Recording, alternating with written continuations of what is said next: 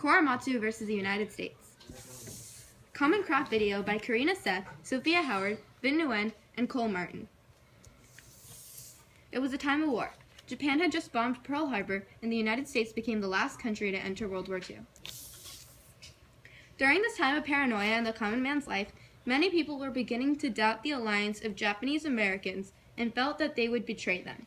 Therefore, many Americans with Japanese heritage were sent to internment camps in order to prevent any Japanese Americans from aiding the Japanese Empire.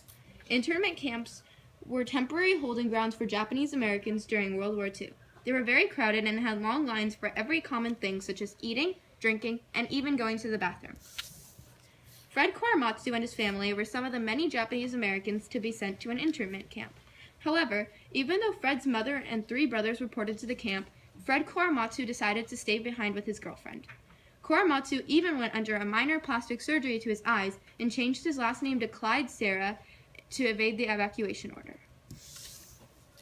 Unfortunately for Korematsu, he was jailed on May 30th, 1942 for his refusal to be taken away to one of these camps, which was a violation of Executive Order 9066.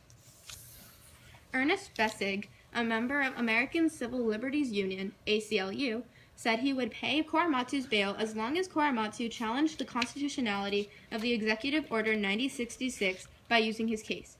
$5,000 later, Korematsu was out of jail and ready to take his case all the way to Supreme Court. As he said, "I didn't feel guilty because I didn't do anything wrong. Even every day in school, we said the Pledge of the Flag, with liberty and justice for all, and I believed all that. I was an American citizen, and I had as many rights as everyone else." Korematsu went through court after court after court, and he lost his case in all of them, but he never gave up, and his case eventually made its way to Supreme Court. At the Supreme Court, the U.S. military argued that their reason for the internment camps was to help protect the U.S. in case of traitors from Japan. They also said that they would be safer in the internment camps rather than out in the public because they could be discriminated against or potentially harmed. Korematsu argued that it is unconstitutional to hold someone in camps against their will. The U.S. ended up winning the court case, but Korematsu was not finished yet. He attended and influenced hearings that led to major reforms. One court hearing said that it is illegal for the U.S. military to protect the U.S. if it includes discrimination and segregation. This led the Civil Liberties Act of 1988. This act stated that the U.S. had to give reparations to Japanese citizens who were held in these internment camps against their will.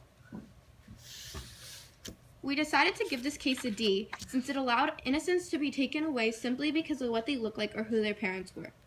Despite this horrible event, the U.S. government was simply trying to protect its citizens, and during this time of mass paranoia, they simply thought it was for the best.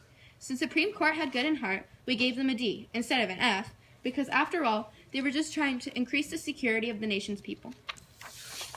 This ruling does not directly create a safer, more perfect union, but it does show the American people that the government will try to protect them at all costs.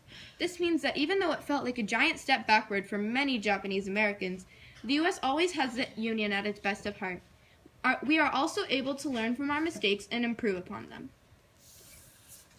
Thank you for watching, and we hope you learn more about this landmark case and the huge impact it has had on American lives every day. We would also like to thank Leila Fever and Common Craft Videos for providing us the inspiration to create this video. Thank you!